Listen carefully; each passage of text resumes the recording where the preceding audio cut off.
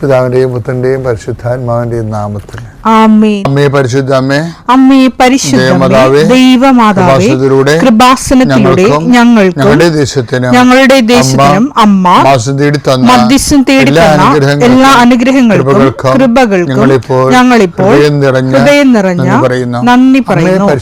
അമ്മേ പരിശുദ്ധമ്മേ ദൈവമാതാവേ, 2004 ഡിസംബർ 7 ഉച്ചകഴിഞ്ഞ് 2:30 കൃപാസനത്തിൽ സംഭവിച്ച അമ്മയുടെ പ്രത്യക്ഷപ്പെടലിനെക്കുറിച്ച് തിരുസഭയ്ക്ക് സമർപ്പിച്ചിരിക്കുന്ന പഠനരേഖകളുടെ സഭാത്മകമായ പഠനം ആരംഭിക്കുവാൻ ഞങ്ങൾ പ്രാർത്ഥിക്കുന്നു. അമ്മേ പരിശുദ്ധമേ, ഭൂസ്വർലോകങ്ങളുടെ രാജ്ഞിയായ അങ്ങേയ്ക്ക് ഭൗമസംരക്ഷണത്തിനായി പ്രപഞ്ചപ്രകൃതിയെ തന്നെ തിരുസഭ പ്രതിഷ്ഠിക്കുവാൻ ഈ പ്രത്യക്ഷീകരണം വഴി ഇടയാക്കണമേ. പരിശുദ്ധമേ, ജപമാല മാതാവേ, സകല കൃപാസനം പ്രാർത്ഥനയോടും ചേർത്ത് ഞങ്ങളിപ്പോൾ പ്രാർത്ഥിക്കുന്ന ഈ കുടുംബത്തിന്റെ പ്രത്യേക നിയോഗം പറ മക്കളെ.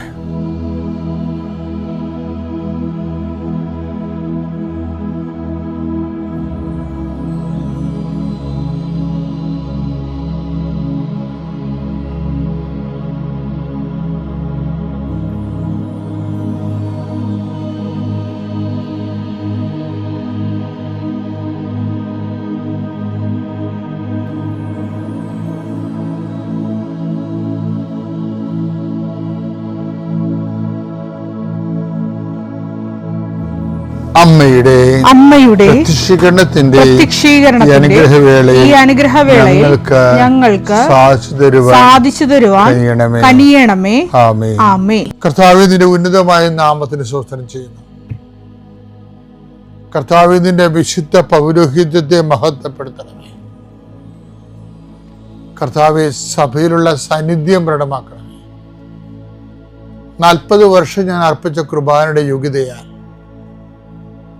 കൃപാസനത്താറെ ജീവനോടെ പ്രത്യക്ഷപ്പെട്ട പരിശുദ്ധ അമ്മയുടെ മാധ്യസ്ഥത്തില് ഞാൻ മക്കളെ ആശീർവദിക്കുന്നു. ഈശോയെ, ഈ പ്രാർത്ഥന ഈ പൈപ്പിൽ വെള്ളം വരുന്നത് പോലെയാണ്. കഞ്ഞി വെക്കണമെങ്കിലും കാപ്പി അനത്തണമെങ്കിലും വെള്ളം കിട്ടണം. അതുപോലെയാണ് കർത്താവെ പലരും ലിവിങ് ബ്രെഡ് കൂടിക്കൊണ്ടിരിക്കുന്നത്. കർത്താവെ, നിന്റെ എല്ലാ ഡോക്യുമെൻസിനെയും ആശീർവദിച്ച് പ്രാർത്ഥിക്കുന്നു.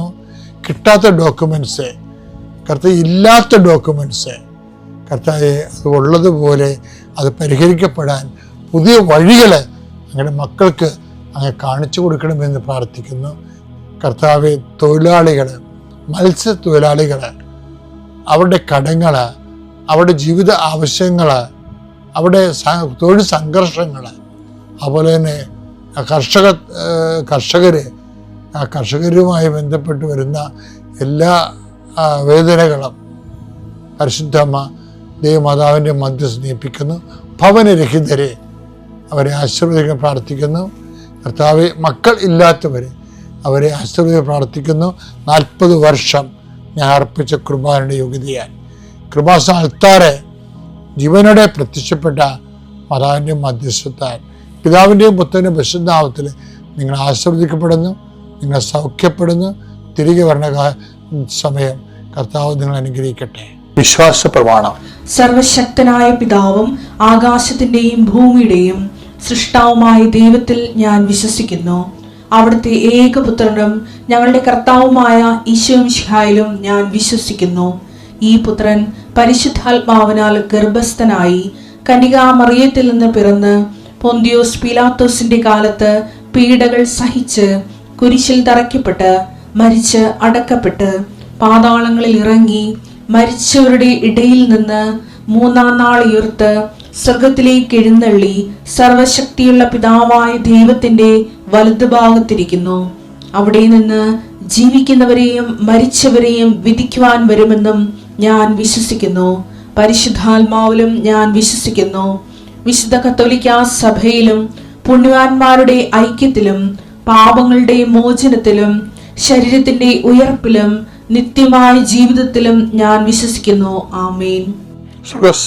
ഞങ്ങളുടെ പിതാവേ, അങ്ങയുടെ നാമം പൂജിതമാകണമേ. അങ്ങയുടെ രാജ്യം വരണമേ. അങ്ങയുടെ തിരുമനസ് സ്വർഗത്തിലെ പോലെ ഭൂമിയിലുമാകണമേ. അന്നു വേണ്ടുന്ന ആഹാരം ഇന്ന് ഞങ്ങൾക്ക് തരണമേ. ഞങ്ങളോട് തെറ്റ് ചെയ്യുന്നവരോട് ഞങ്ങൾ ക്ഷമിക്കുന്നത് പോലെ ഞങ്ങളുടെ തെറ്റുകൾ ഞങ്ങളോടും ക്ഷമിക്കണമേ. ഞങ്ങളെ പ്രലോഭനത്തിൽ ഉൾപ്പെടുത്തരുതേ, തിന്മയിൽ ഞങ്ങൾ രക്ഷിക്കണമേ. ആമേൻ. നന്മ നിറഞ്ഞ മറിയമേ, സ്വസ്തി. കർത്താവ് അങ്ങയുടെ കൂടെ സ്ത്രീകളിൽ അങ്ങ് അനുഗ്രഹിക്കപ്പെട്ടവളാകുന്നു. അങ്ങയുടെ ഉദരത്തിൻ ഫലമായി ഈശോ അനുഗ്രഹിക്കപ്പെട്ടവനാകുന്നു. പരിശുദ്ധ മറിയമേ, തമ്പുരാന്റെ അമ്മേ, പാപികളായ ഞങ്ങൾക്ക് വേണ്ടി ഇപ്പോഴും ഞങ്ങളുടെ മരണസമയത്തും തമ്പുരാനോട് അപേക്ഷിക്കണമേ. ആമേൻ. ഉടമ്പടിയിൽ ജീവിക്കുന്നവരുടെ ഒരു ചാലഞ്ച് അല്ലെങ്കിൽ ഒരു ത്രെട്ട്, ഭീഷണി എന്ന് പറയുന്നത് ശരിക്കും പറഞ്ഞ നമ്മുടെ സൽപ്രവൃത്തികളാണ്. ഞാൻ പറയണ ശ്രദ്ധിച്ചേക്കണേ. കാര്യം ലോകത്തിൽ എന്തുമാത്രം സൽപ്രവൃത്തികളാണ് ഈ ഉടമ്പടി എടുത്ത മനുഷ്യർ ചെയ്യുന്നതെന്ന് നമ്മൾ സാക്ഷ്യം കേട്ടാൽ മനസ്സിലാവും. ആതുരാലയങ്ങളിലും, കേരളത്തിലെ എല്ലാ ആതുരാലയങ്ങളിലും, ലോകത്തിലുള്ള മലയാളികൾ അടുത്ത് താമസിക്കുന്ന എല്ലാ ആതുരാലയങ്ങളിലും ആവശ്യത്തിന് പണവും അതുപോലെ തന്നെ നമ്മുടെ ഭക്ഷണപദാർത്ഥങ്ങളും വസ്ത്രങ്ങളും ഒക്കെ ഉടമ്പടി എടുത്തവർ അവരുടെ സ്പിരിച്വൽ കമ്മിറ്റ്മെൻറ്റിൻ്റെ ഭാഗമായിട്ട് ചെയ്യുന്നുണ്ട്. അവരും സൽപ്രവൃത്തികൾ ചെയ്യുന്ന മറ്റുള്ളവരെ ശ്രദ്ധിക്കാനൊരു കാര്യം പറയുകയാണ്. സൽപ്രവൃത്തികൾക്ക്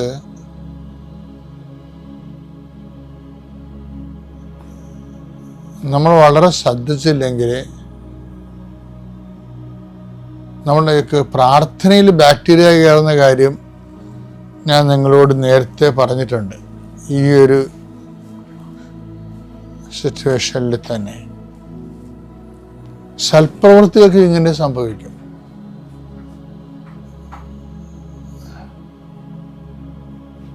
കാര്യം സൽപ്രവൃത്തികൾ കളങ്കിത സൽപ്രവൃത്തിയുണ്ട്, നിഷ്കളങ്ക സൽപ്രവൃത്തിയുണ്ട്, രക്ഷാകര സൽപ്രവൃത്തി അഥവാ കൃപാവര പ്രവൃത്തിയുണ്ട്. അവ 3 തരം പ്രവൃത്തികളാണ് സൽപ്രവൃത്തികളുള്ളത്. ഒന്ന് കളങ്കിത സൽപ്രവൃത്തി. അതിന് ബൈബിൾ വളരെ മോശം ലാംഗ്വേജ് ഉപയോഗിക്കുന്നത്. യെശയ്യാ 64:6 ഞങ്ങൾക്ക് രക്ഷ കിട്ടുമോ?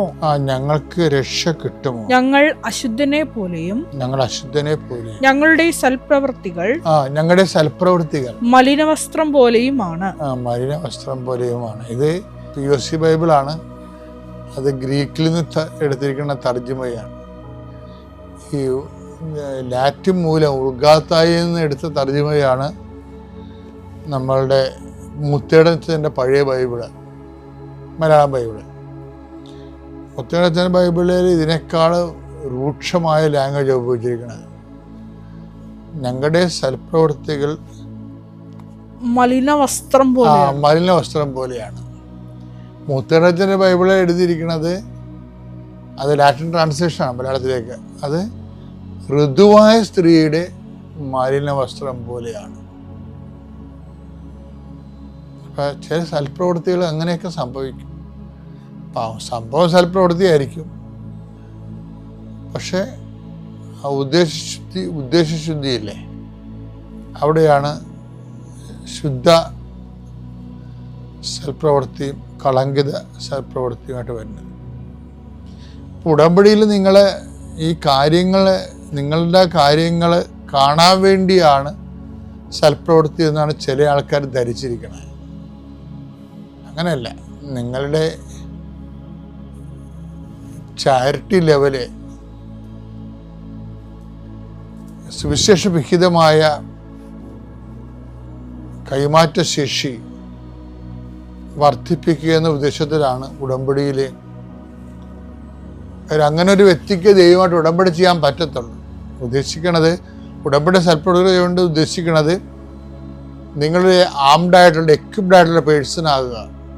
കാര്യം ഈ ദൈവമായിട്ട് ഈക്വലായിട്ട് നമുക്ക് ഉടമ്പടി ചെയ്യാൻ പറ്റുന്ന ഒരു വ്യക്തിയല്ല ദൈവം. പിന്നെ നമുക്ക് ചെയ്യാവുന്നത് സുവിശേഷവിഹിതമായ രീതിയിൽ ഒരു കോമ്പറ്റൻസി രൂപപ്പെടുത്തിയെടുക്കാനേ പറ്റത്തുള്ളൂ. അതിന് നമ്മളെ സഹായിക്കുന്ന സൽപ്രവൃത്തിയാണ്. അപ്പോൾ സൽപ്രവൃത്തികൾ ചെയ്യുന്നത് അത് കളങ്കിത സൽപ്രവൃത്തി എന്ന് വെച്ചാൽ ഉദ്ദേശം ആ കാര്യം കാണാൻ വേണ്ടി മാത്രമാണ് തങ്ങൾ ഈ ആശുപത്രിയിൽ പോയി സന്ദർശിക്കുന്നതും അനാഥാലയം സന്ദർശിക്കുന്നതും പൊതിച്ചോറ് കൊടുക്കുന്നതും വസ്ത്രം വിതരണം ചെയ്യുന്നതും പാവങ്ങളെ സഹായിക്കുന്നതും ഒക്കെ ആ വിഷയം നടക്കാൻ വേണ്ടിയാണെന്നുള്ള ഇൻറ്റൻഷൻസ് വരുമ്പോൾ ഈ പറഞ്ഞ പോലെ മാലിന്യ വസ്ത്രം പോലെയാകും. ആ മാലിന്യം വരും അതിൻ്റെ സ്വാർത്ഥ താല്പര്യങ്ങൾ, വ്യക്തിപരമായ താല്പര്യങ്ങളുടെ മാലിന്യമാണ് വരേണ്ടത്. അപ്പം അങ്ങനെ ഒരു പ്രവൃത്തി ദൈവം അക്സെപ്റ്റബിൾ അല്ല. മലിന വസ്ത്രം ചില സമയത്ത് അങ്ങനെ വന്നാൽ പോലും നമ്മുടെ മുമ്പിലുള്ള ഒരു ഓപ്ഷൻ എന്ന് പറയണത് ഈ എല്ലാ വസ്ത്രങ്ങളും അലക്കുന്ന ഒരു ഡിറ്റർജൻ്റ് ഉണ്ട്. അത് കർത്താവിൻ്റെ വിശുദ്ധമായ രക്തമാണ്. അതിനെക്കുറിച്ച് പറഞ്ഞിട്ട് ബൈബിൾ അവസാനിപ്പിക്കണത്. വെളിപാട് അവസാനിക്കണം അങ്ങനെയാണ്. വെളിപാട് 7:13-14. വെളിപാട് 7:14. അതെ. ശ്രേഷ്ഠന്മാരിൽ ഒരുവൻ എന്നോട് ചോദിച്ചു വെള്ള അങ്കി അണിഞ്ഞ ഇവർ ആരാണ്? വെള്ള അങ്കി, മല്ലമല്ലാത്ത വസ്ത്രം, വെള്ള അങ്കി അണിഞ്ഞ ആരാണ്? ഇവർ എവിടെ നിന്ന് വരുന്നു? ഇവര് എവിടെ നിന്നാണ് വരുന്നത്? ഞാൻ മറുപടി പറഞ്ഞു, പ്രഭോ, അങ്ങേക്കറിയാമല്ലോ. അപ്പോൾ അവൻ പറഞ്ഞു, ഇവരാണ് വലിയ ഞെരുക്കത്തിൽ നിന്ന് വന്നവർ. കുഞ്ഞാടിന്റെ രക്തത്തിൽ. ഞെരുക്കമൊക്കെ എല്ലാവർക്കും ഉണ്ടാവും, പക്ഷെ അതല്ല പ്രശ്നം. ആ ഞെരുക്ക സമയത്ത് കുഞ്ഞാടിന്റെ രക്തത്തില് തങ്ങളുടെ വസ്ത്രം കഴുകി വെളുപ്പിച്ചവർ. ക്രിസ്തുവിന്റെ സഹനത്തോട് ചേർത്ത് വെച്ചവര്.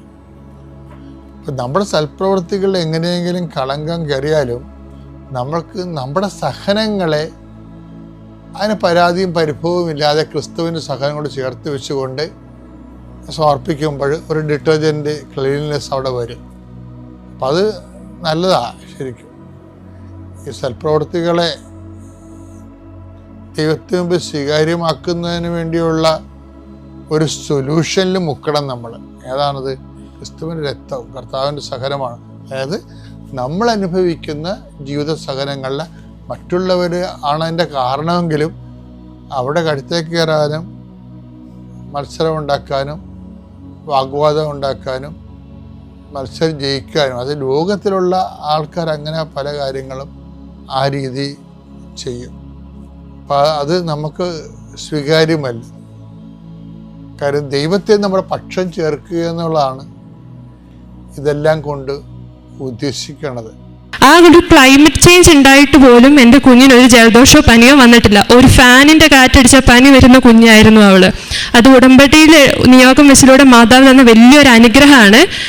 രണ്ടാമത്തേന്ന് പറഞ്ഞു കഴിഞ്ഞാൽ, ഈ ഇവിടെ വരുന്നതിന് ഒരാഴ്ച മുന്നേ ഇച്ചാൻ ഒരു മരിച്ചടക്കിന് പോയിട്ട് തിരിച്ചു വരുന്ന സമയത്ത് ഇച്ചാൻ ബൈക്കിൽ ഒറ്റയ്ക്കായിരുന്നു. ഏകദേശം കുറച്ച് സന്ധ്യ ആയിട്ടുണ്ടായിരുന്നു. വരുന്ന സമയത്ത് ഒരു മൂർഖൻ പാമ്പ് റോഡിന് നേരെ കുറുകെ ചാടി.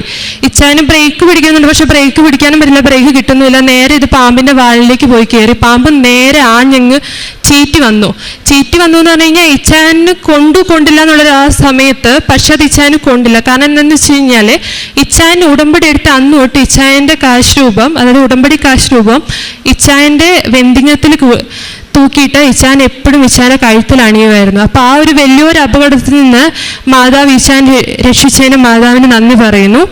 അതുപോലെ തന്നെ വേറൊരു മൂന്നാമത്തേന്ന് പറഞ്ഞു കഴിഞ്ഞാൽ, ഞങ്ങൾ ഉടമ്പടിയിൽ വെക്കാത്തതാണ്. ഞങ്ങൾക്ക് ഇതിനു മുന്നേ, അതായത് ഞങ്ങളുടെ വിവാഹത്തിന് മുമ്പ് ഇച്ചാനൊക്കെ ഒരു വണ്ടി ഉണ്ടായിരുന്നു, നെക്സോൺ. അത് ഇച്ചാൻ്റെ ഒരു ഫ്രണ്ടിൻ്റെ കയ്യിൽ നിന്ന് ഓടിക്കുന്നത് വഴി ആക്സിഡൻ്റ് ആയിട്ട് ടോട്ടൽ ലോസ് ആയിപ്പോയായിരുന്നു. അതിനുശേഷം വണ്ടി ഇല്ലാതെ ഒരുപാട് ബുദ്ധിമുട്ടുകൾ ഉണ്ടായിരുന്നു ഞങ്ങൾക്ക്. പക്ഷെ എന്നാലും ഞങ്ങൾ ഉടമ്പടി വന്നപ്പോൾ ഒരു വാഹനം വേണമെന്നോ അങ്ങനെയൊന്നും ഞങ്ങൾ ഒന്നും ഉണ്ടായിരുന്നില്ല. മാതാവിനോട് ഈശോയോട് ആവശ്യപ്പെട്ടിട്ടില്ല. അങ്ങനെ ഇരിക്കെ ഈ കഴിഞ്ഞ മാസം 26-ാം തീയതി ഒരു വാഹനം മേടിക്കാനായിട്ട് മാതാവ് ഞങ്ങളെ അനുഗ്രഹിച്ചു. വാഹനം മേടിച്ചിട്ട് ഞങ്ങൾ വാഹനത്തിന് പേരിടാനായിട്ട് എന്ത് പേരിടും എന്നിങ്ങനെ ആലോചിച്ചുകൊണ്ടിരിക്കുന്ന സമയത്ത് ആവേ മരിയ, കൃപാസനം, അങ്ങനെ കുറേ പേരുകളൊക്കെ വന്നു. അപ്പം ഞങ്ങൾ വണ്ടി കിട്ടിയ അന്ന് തന്നെ ഇച്ചാൻ കൃപാസന മാതാവിൻ്റെ ഒരു ചെറിയ രൂപം വണ്ടിയിൽ വെച്ചിട്ടുണ്ടായിരുന്നു. ആ രൂപം വെച്ച് കഴിഞ്ഞപ്പോൾ ഞാൻ പറഞ്ഞു, ഇച്ചാൻ എന്നാൽ ഓക്കെ നമുക്ക് ആവേ മരിയ എന്നിടാൻ വേണ്ടി സ്റ്റിക്കർ കടയിൽ കയറി ഞാൻ ആവേ മരിയ എന്ന് പറയാൻ പോകുന്ന സമയത്ത് ഇച്ചാൻ പറഞ്ഞു അതിടല്ലേ നിൽക്കുന്നു പറഞ്ഞിട്ട് ഇച്ചാൻ വന്നു. എന്നിട്ട് എന്നോട് പറഞ്ഞു നീ ആ രൂപം ഒന്ന് വായിക്കുന്നു പറഞ്ഞു. അപ്പം ആ രൂപത്തിലുള്ളത് പ്രേ അവർ ലേഡി ഗ്രേസ് എന്നായിരുന്നു ഉണ്ടായിരുന്നത്. അപ്പം അപ്പിച്ചാൻ പറഞ്ഞു നമുക്ക് ലേഡി ഗ്രേസ് എന്നിടാൻ. ലേഡി ഗ്രേസ് കൃപയുടെ സ്ത്രീ, അതൊരിതിൽ നമുക്ക് മദർ ഓഫ് ഗ്രേസ് എന്നിടാന്ന് പറഞ്ഞു. അങ്ങനെ ആ ഒരു നിമിഷത്തിൽ ഞങ്ങളുടെ വാഹനത്തിൻ്റെ പേരെന്താണ് എന്ന് വരെ മാതാവ് ഞങ്ങൾക്ക് കാണിച്ചു തന്നു. ഞങ്ങളുടെ വാഹനത്തിന് മദർ ഓഫ് ഗ്രേസ് എന്ന് പേരിട്ടു. ആ വാഹനം കൊണ്ടാണ് ഞങ്ങളിവിടെ വന്നത്. അച്ഛൻ്റെ അടുത്ത് നിന്ന് ഞങ്ങൾക്ക് ആ വാഹനത്തിൻ്റെ കീ വെഞ്ചരിച്ചെടുക്കാനായിട്ട് പറ്റി. പിന്നെ മറ്റൊരു സാക്ഷ്യം എന്ന് പറയുന്നത് ഈ ഞങ്ങളുടെ മോളുടെ തന്നെയാണ്. അവൾക്കൊരു ദിവസം ഉച്ച കഴിഞ്ഞ സമയത്ത് അവളുടെ ഉച്ചവരെ നല്ല ആക്റ്റീവായിട്ട് കളിച്ചുകൊണ്ടിരുന്ന ആളാണ്. അവളുടെ കൈ അവൾ അനക്കുന്നില്ല ഉച്ച കഴിഞ്ഞപ്പോൾ തൊട്ട്. അന്നേരം ഇച്ചാൻ എന്നെ വിളിച്ചിട്ട് പറഞ്ഞു കുഞ്ഞിൻ്റെ കൈ അനങ്ങുന്നില്ല, കുടു അനങ്ങുന്നില്ല എന്ന് പറഞ്ഞു, കൈ അനക്കുന്നില്ല എന്ന് പറഞ്ഞു. അപ്പം ഞാൻ പറഞ്ഞു എവിടെയും പോയി തട്ടിയോ എന്തെങ്കിലും കടിച്ചോ ഇതൊക്കെ നോക്കാൻ പറഞ്ഞു. പപ്പ ഇച്ചാനും കൂടെ കുറേ തപ്പി നോക്കി, ഒരു നീരില്ല, കടിച്ചതിൻ്റെ പാടില്ല, ഒന്നുമില്ല. ഞാൻ ഡ്യൂട്ടി കഴിഞ്ഞ് വരാൻ നേരത്ത് കുഞ്ഞിനെ എടുത്തു നോക്കി, അവളെ എടുക്കാൻ സമ്മതിക്കുന്നില്ല, കൈ അനക്കുന്നില്ല. കൈ ഇങ്ങനെ എന്താ പറയുക, നമ്മുടെ കൈയൊക്കെ ഒടിഞ്ഞു കഴിയുമ്പോൾ എങ്ങനെയാണോ വെക്കണേ അതേപോലെ വെച്ചുകൊണ്ടിരിക്കുക. അപ്പം ഞാൻ പറഞ്ഞു ഇച്ചാൻ നമുക്ക് ഹോസ്പിറ്റലിൽ പോകാമെന്ന് പറഞ്ഞു. അപ്പോൾ ഒരു വൈകുന്നേരം ആയിരുന്നു. അപ്പോൾ ഇച്ചാൻ പറഞ്ഞു എന്തായാലും ഹോസ്പിറ്റലിൽ പോവാം, അതിനു മുമ്പ് നമുക്ക് ഈ തൈലം മുഴുവനായിട്ടൊന്ന് തൂത്തിട്ട് കുരിശ് വരയ്ക്കാമെന്ന് പറഞ്ഞിട്ട് ഞങ്ങൾ തൈലം കുഞ്ഞിൻ്റെ കൈ മുഴുവൻ തൂത്തു കഴിഞ്ഞിട്ട് ഞങ്ങൾ കുരിശ് വരച്ചു. കുരിശ് വരേൻ്റെ 3ാമത്തെ രഹസ്യമായി കഴിഞ്ഞപ്പം അവളുടെ കൈ അനക്കി. എന്നിട്ട് ഞങ്ങൾ കുരിശുവര കണ്ടിന്യൂസ് ചെയ്തു. കുരിശുവര കംപ്ലീറ്റ് ആകുമ്പോഴത്തേക്ക് അവൾ പഴയ കുടു എങ്ങനെയായിരുന്നോ അതേപോലെ തന്നെ ഫുൾ ആക്റ്റീവായിട്ട് അവൾ പറഞ്ഞു. ഞങ്ങൾക്ക് ഹോസ്പിറ്റലിൽ പോകേണ്ട വന്നില്ല. അത് മാതാവ് തന്ന മറ്റൊരു അനുഗ്രഹമാണ്. പിന്നെ വേറൊരു എന്ന് പറഞ്ഞു കഴിഞ്ഞാൽ ഞങ്ങൾ ഉടമ്പടിയിൽ വെച്ചിട്ടുള്ള ഒരു നിയോഗമായിരുന്നു. ഞങ്ങൾക്ക് ഒരുപാട് കടബാധ്യതകളുണ്ട്. അപ്പോൾ കടബാധ്യതകൾ തീരണം എന്ന് പറഞ്ഞാൽ ഇച്ചാൻ ഹോട്ടൽ ഫീൽഡാണ്. ഇച്ചാന് ഹോട്ടൽ മാനേജ്മെൻറ്റ് കഴിഞ്ഞതാണ്. ആ ഒരു ഫീൽഡിൽ സ്റ്റേബിളായിട്ടൊരു ജോലി വേണം എന്നുള്ളത്. പുറത്തേക്കൊക്കെ ഒരു വേക്കൻസീസ് വന്നു കഴിഞ്ഞാൽ ഇച്ചാൻ്റെ പപ്പയ്ക്ക് വയ്യാത്തത് കൊണ്ടും ഞാനും കുഞ്ഞും ഒറ്റയ്ക്കാണ് ഇവിടെ, പപ്പയ്ക്ക് വയ്യ, അപ്പം എനിക്ക് ഒറ്റയ്ക്ക് ഹാൻഡിൽ ചെയ്യാൻ പറ്റില്ല. അങ്ങനെയൊക്കെ ഉള്ളതുകൊണ്ട് ഇച്ചാൻ പുറത്തേക്കൊന്നും പോകുന്നുണ്ടായിരുന്നില്ല. അപ്പം ഇവിടെ നാട്ടിൽ തന്നെ അങ്ങനെ ഒരു സ്റ്റേബിളായിട്ട് ആ ഹോട്ടൽ മാനേജ്മെൻറ്റ് ഫീൽഡിൽ തന്നെ നിൽക്കണം എന്നുള്ളത് വലിയൊരു ആഗ്രഹമായിരുന്നു. അതേ തുടർന്നിട്ട് ഒരുപാട് നാളത്തെ പ്രാർത്ഥനയ്ക്ക് ശേഷം ഈശോയുടെ കടബാധ്യതകൾ മാറ്റിത്തരണേന്ന് അമ്മ മാതാവിനോട് പറഞ്ഞതിന് ശേഷം ഇച്ചായനെ ഈ ഉടമ്പടി എടുത്തതിലൂടെ കഴിഞ്ഞ മാസം 22-ാം തീയതി ഞങ്ങളുടെ വയനാട്ടിൽ തന്നെ ഒരു ഹോട്ടലിന് പാർട്ട്ണർഷിപ്പിന് ചേരാനായിട്ട് സാധിച്ചു. ഇച്ചായൻ അതിനുള്ള പൈസ നൽകി ദൈവം അനുഗ്രഹിച്ചു. അന്ന് രാത്രി എന്ന് പറഞ്ഞു കഴിഞ്ഞാൽ ആ പൈസ റെഡിയാവുന്നതിന് ഒരു 2 ദിവസം മുന്നേ ഇച്ചാൻ ഭയങ്കര വിഷമത്തിലായിരുന്നു. ഭയങ്കര വിഷമം എന്ന് പറഞ്ഞു കഴിഞ്ഞാൽ എന്ത് ചെയ്യണമെന്ന് അറിയാണ്ട് ഇരിക്കുന്ന സമയത്താണ് എങ്കിൽ പോലും ഞങ്ങൾ മാതാവിനോട് പ്രാർത്ഥിച്ചു. മാതാവെ നിന്നോട് പ്രാർത്ഥിച്ചിട്ടാണ് ഞങ്ങൾ ഇതിനെ ഇറങ്ങി തിരിച്ചത്, അപ്പം മാതാവായിട്ട് തന്നെ വഴി കാണിച്ചു തരണം എന്ന് പറഞ്ഞ് ഇനാഗുറേഷൻ്റെ തലേ ദിവസം ഇച്ചാൻ്റെ പാർട്ട്ണർഷിപ്പിനുള്ള പൈസ കൊടുക്കാൻ പറ്റി. ഇന്ന് ഇച്ചാനൊരു ഞങ്ങൾക്കൊരു ഹോട്ടലുണ്ട്. ഹോട്ടൽ നല്ല രീതിയിൽ പോകുന്നു. ഹോട്ടലിന് പൂർണ്ണമായിട്ട് മാതാവിനെ സമർപ്പിക്കുന്നു. അതിനുശേഷം എന്ന് പറഞ്ഞു കഴിഞ്ഞാൽ മാതാവിൻ്റെ ഒരു സാന്നിധ്യം അനുഭവപ്പെട്ടതെന്ന് വെച്ച് കഴിഞ്ഞാൽ ഞാൻ വർക്ക് ചെയ്യുന്ന സമയത്ത് ഞാൻ എല്ലാ ദിവസവും 2:30-ക്ക് 3 പ്രത്യക്ഷീകരണ പ്രാർത്ഥന എൻ്റെ ഓഫീസിലിരുന്ന് ചൊല്ലും. അങ്ങനെ ഒരു ദിവസം ഞാനിങ്ങനെ 3 പ്രത്യക്ഷീകരണ പ്രാർത്ഥന ചൊല്ലിക്കഴിഞ്ഞപ്പോഴത്തേക്കും ഭയങ്കരമായിട്ട് മുല്ലപ്പൂവിൻ്റെ മണം വന്നു. അപ്പം എൻ്റെ കൂടെ വേറെ 2 ചേട്ടായിമാരുണ്ടായിരുന്നു. അവരോട് ഞാൻ ചോദിച്ചു നിങ്ങൾക്ക് എന്തെങ്കിലും മണം വരുന്നുണ്ടോ എന്ന് ചോദിച്ചു. ഇല്ല എന്ന് പറഞ്ഞു. ഞാൻ ഒന്നും കൂടെ അവിടെ എണീറ്റ് മുഴുവൻ നടന്നു നോക്കി എന്തെങ്കിലും മണം വരുന്നുണ്ടോ. അപ്പോൾ എനിക്ക് മാത്രമേ മുല്ലപ്പൂവിൻ്റെ മണമുള്ളൂ. അപ്പം ഇത്രയും അനുഗ്രഹങ്ങൾ തന്ന ഈശോയ്ക്കും മാതാവിനും ഒരുപാട് നന്ദി. ഇനിയും അനുഗ്രഹിക്കുമെന്ന് വിശ്വസിക്കുന്നു. യേശുവെ നന്ദി, യേശുവെ സ്തുതി. ലിസി, സ്ഥലം അടിമാലി. ഞാൻ പരിശുദ്ധമ്മ ജീവനോടെ പ്രത്യക്ഷപ്പെട്ട അൾത്താരയിൽ കയറി 2ാമത്തെ തവണയാണ് എനിക്ക് സാക്ഷ്യം പറയാൻ സാധിക്കുന്നത്. അതിന് പരിശുദ്ധ അമ്മയ്ക്കും തിരുക്കുമാരനും 1000 നന്ദി. ഞാനിവിടെ സാക്ഷ്യം പറയാൻ 3 സാക്ഷ്യങ്ങളാണ് പറയാൻ പോകുന്നത്. ഒത്തിരിയേറെ അനുഗ്രഹങ്ങൾ മാതാവ് തന്നിട്ടുണ്ട്. ആദ്യത്തെ സാക്ഷ്യം എൻ്റെ ചേച്ചിയുടെ മകളുടെ ഭർത്താവ്. അവൻ ഇറ്റലിയിൽ ഹോസ്പിറ്റലിൽ നേഴ്സായി 15 വർഷമായിട്ട് ജോലി ചെയ്യുന്നതാണ്. അവൻ എല്ലാ വർഷവും നാട്ടിൽ വരുന്നുണ്ട്. അപ്പോൾ ഈ 2 മാസം മുമ്പ് നാട്ടിൽ വന്ന് തിരിച്ചു പോയപ്പോൾ എയർപോർട്ടിൽ വെച്ച് അവൻ്റെ വിസ കാണാതെ പോയി. അപ്പോൾ അവന് 4 കൊച്ചു പിള്ളേരുള്ളത് കൊണ്ട് ചേച്ചിയുടെ മോള് പോയില്ലായിരുന്നു. അപ്പം വിസ അവിടെ ചെന്നപ്പം വിസയുണ്ട്, പക്ഷേ പിന്നെയുള്ള സ്ഥലങ്ങളിൽ കാണിക്കാൻ വേണ്ടി നോക്കിയപ്പം വിസയില്ല കയ്യിൽ. പാസ്പോർട്ടിലല്ല വിസ, ഇറ്റലിയിൽ വേറൊരു പാൻ കാർഡ് പോലെയുള്ള കാർഡാണ്. അപ്പം അവൻ വളരെ വിഷമത്തോടെ ഞങ്ങളെല്ലാവരെയും വിളിച്ച് പറഞ്ഞു. ചേച്ചിയുടെ മോള് എന്നെ വിളിച്ച് പറഞ്ഞു, ആൻറ്റി നന്നായിട്ട് ആൻറ്റി ഒന്ന് പ്രാർത്ഥിക്കുക, വിമാനം വരാറായി, വിസ കാണുന്നില്ല, മനോജ് ഭയങ്കര വിഷമത്തിലാണ്. അപ്പോൾ ഞാൻ പറമ്പിലായിരുന്നു, ഓടിച്ചെന്ന് മാതാവിൻ്റെ അടുത്ത് നീലത്തിരിയും പച്ചത്തിരിയും കത്തിച്ച് വെച്ച് ഞാൻ പ്രദക്ഷിണ പ്രാർത്ഥന ചൊല്ലി. അപ്പോൾ എനിക്ക് മാതാവിനോട് പറയുന്ന പോലെ എനിക്ക് തോന്നി, മോളെ വിളിച്ച് പറ, അവളുടെ കഴുത്തിൽ ചെറിയൊരു കാശുരൂപമുണ്ട് ഞാൻ കൊടുത്തിരുന്നേ, ആ കാശുരൂപം കയ്യിൽ പിടിച്ചുകൊണ്ട് അവളോട് കരഞ്ഞ് പ്രാർത്ഥിക്ക്, തിരിച്ച് വിസ അമ്മേ വിസ കാണിച്ചു തരണേ, തിരിച്ച് ഇറ്റലിയിൽ നിന്ന് വരുമ്പോൾ വരുന്ന വഴി തന്നെ ഞങ്ങളിവിടെ വന്ന് സാക്ഷ്യം പറഞ്ഞോളാം അമ്മയെന്ന് മാതാവ് എന്നെ തോന്നിച്ചു. ഞാൻ അവളെ വിളിച്ച് പറഞ്ഞു. അവൾ അങ്ങനെ അവൾക്കറിയാതെ നിൽക്കുമായിരുന്നു. അപ്പോൾ അവൾ ആ ചെറിയ കാശുരൂപം, നമുക്കിവിടെ നിന്ന് കിട്ടുന്ന കാശുരൂപം കയ്യിൽ പിടിച്ച് അവൾ കരഞ്ഞുകൊണ്ട് പ്രാർത്ഥിച്ചു, അമ്മേ ഞാൻ വിസ കാണിച്ചു തരണേ അമ്മേ, അല്ലേ പോകാൻ പറ്റത്തില്ലല്ലോ. അപ്പോൾ ഒരു 5 മിനിറ്റ് സമയം എടുത്തില്ല, അവിടെ നിന്ന് ഫോൺ വന്നു, മനോജിൻ്റെ ഫോൺ വന്നു, വിസ കിട്ടിയെന്നും പറഞ്ഞ്. ഒരു പരിചയമില്ലാത്ത ഒരു ഉദ്യോഗസ്ഥൻ മനോജിൻ്റെ കയ്യിൽ കൊണ്ട് ഈ വിസ കൊടുത്തിട്ട് പറഞ്ഞു, ഇത് നിങ്ങളുടെ വിസയാണോ, ഇത് ഇന്ന ഒരു സ്ഥലത്തിരുന്ന് എനിക്ക് കിട്ടിയതാണെന്ന്. അത് പരിശുദ്ധ അമ്മ തന്നെയാണ് ഈശോ വഴി ഈ വലിയ അത്ഭുതം ചെയ്തു തന്നെയെന്ന് ഞങ്ങളെല്ലാവരും വിശ്വസിക്കുന്നു. രണ്ടാമത്തെ, എനിക്ക് 3-4 വർഷങ്ങളായിട്ട് ശ്വാസമുട്ടലുണ്ടായിരുന്നു. ഒത്തിരി വലുതല്ലെങ്കിലും ഭയങ്കര ബുദ്ധിമുട്ടായിരുന്നു. വീടടിക്കുമ്പോഴും ഒരു തുണി എടുത്താൽ തന്നെ ഭയങ്കര ശ്വാസമുട്ടലായിരുന്നു. അപ്പം മോഡക്കൽസി എന്ന് പറഞ്ഞ ഒരു ഗുളിക കഴിച്ച് വർഷങ്ങളായിട്ട് ഞാൻ കഴിക്കും. ഭയങ്കര ഉറക്കമാണ്, പിറ്റേ ദിവസം ഒരു പണിയെടുക്കാൻ പറ്റത്തില്ല, ഭയങ്കര ഉറക്കവും ക്ഷീണമാണ്.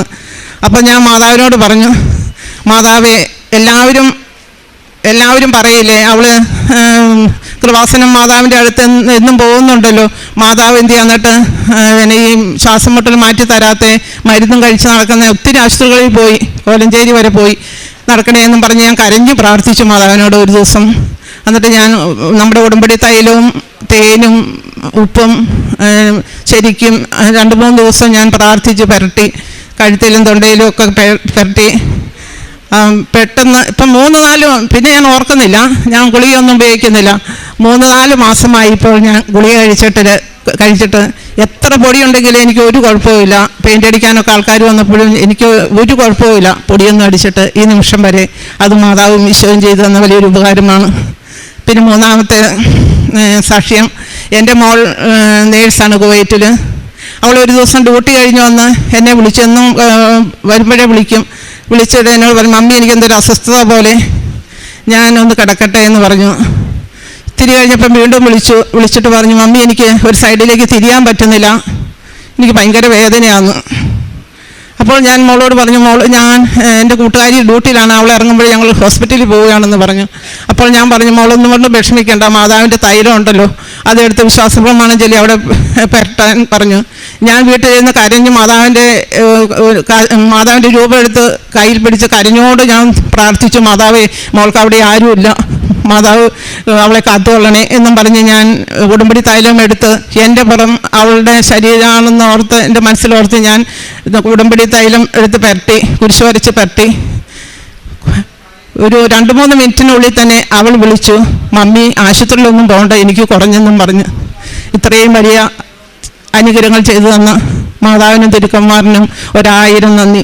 യേശുവെ നന്ദി, യേശുവെ സ്തുതി, യേശുവെ സ്തോത്രം. എൻ്റെ പേര് ബർത്തലോമിയ റോസ. ഞാൻ കണ്ണൂർ രൂപത പരിയാരം മുടിക്കാനം ഇടവകയിൽ നിന്നാണ് വരുന്നത്. ഞാൻ ഇവിടെ ഉടമ്പടി എടുത്തത് 15/5/2019 ഇവിടെ ഉടമ്പടി എടുക്കാനുള്ള സാഹചര്യം ഞാൻ ആദ്യം പറയാം. എനിക്ക് എൻ്റെ കടബാധ്യതയാണ് എന്നെ ഇവിടെ ഞാനിവിടെ വന്നത്. ഞാനൊരു ടൈലറാണ്. എൻ്റെ ഭർത്താവ് മരിച്ചുപോയി, 2 മക്കളുണ്ട് എനിക്ക്. അപ്പോൾ ആ ഒരു എൻ്റെ ആ കഴിവിനനുസരിച്ചുള്ള ഒരു ചിലവ് ഞാൻ ശ്രദ്ധിക്കാതെയായി. അങ്ങനെ 5 ലക്ഷത്തോളം രൂപ എനിക്ക് കടബാധ്യതയായി.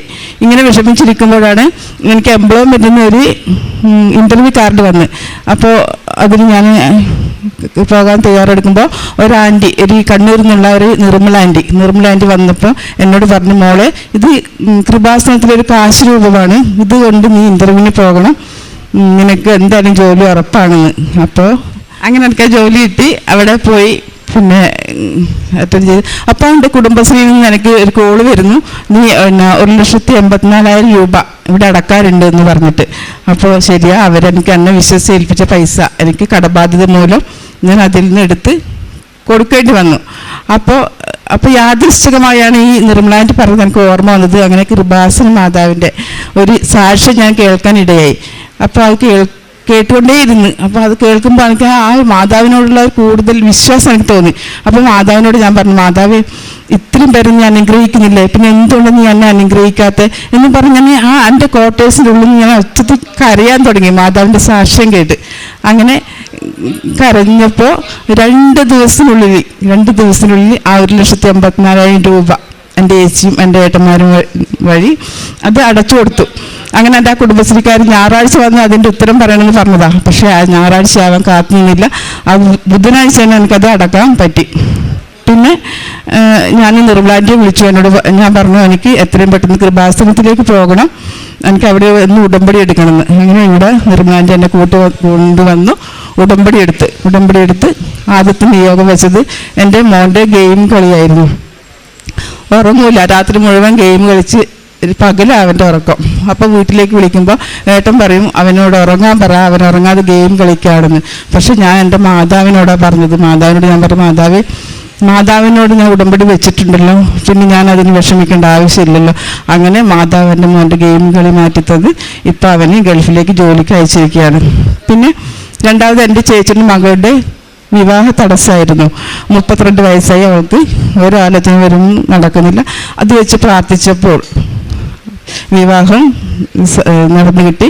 നല്ല ജീവിത പങ്കാളിയെ നൽകി മാതാവ് എൻ്റെ മോളെ അനുഗ്രഹിച്ചു. പിന്നെ മൂന്നാമത് എൻ്റെ കടബാധ്യത തന്നെയായിരുന്നു. കടബാധ്യത ബ്ലേഡുകാർ, പിന്നെ പലിശക്ക് പണം വാങ്ങിയവരൊക്കെ എന്നെ വിളിച്ചുകൊണ്ടേയിരിക്കും.